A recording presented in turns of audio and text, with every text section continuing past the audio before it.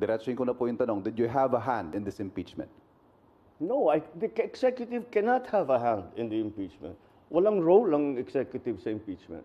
Of course, did we discuss it with the speaker? Did we discuss it with the other congressman? Of course. And that tinatanong, anong plano ninyo? Ano ba talagang gusto ninyong gawin?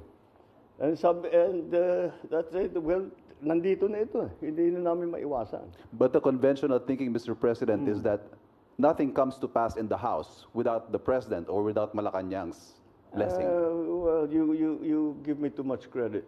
But again, what the House has done is clearly the mandate that they have been, the constitutional mandate that they have to proceed with the impeachment complaints.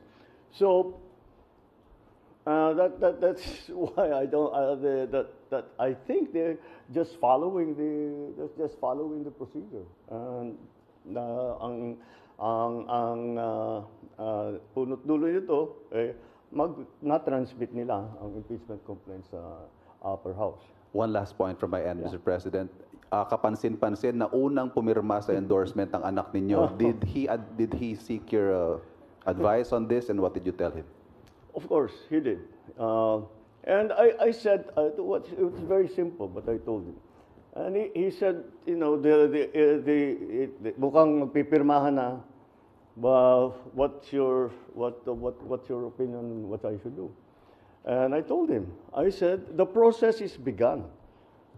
It has parang batas yan eh. When you're in the legislature, when you file a bill, okay, House Bill number 1, 2, 3, etc., etc.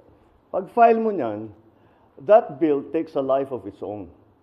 Kahit anong gawin ng congressman na nag-file o senador na nag-file, kahit ayaw niya yung mga changes na magagawin doon sa kanyang bill, wala na siyang magagawa. Because the bill is going through the process as it should. And part of that process will be amendments, etc., additions, all that. The impeachment complaint is exactly the same. Once it has been filed, there is a procedure that needs to be followed already. So sabi ko, andyan na tayo, sabi ko kay Kong Sandro, sabi ko sa kanya, the process has already begun. So it's your duty now to support that process. So do your duty. That's what I told him. Do your duty. You have to support the process. You are constitutionally mandated to carry out that process. And you are a congressman, so do your duty. That's what I told him. I didn't know you'd be the first to sign, though.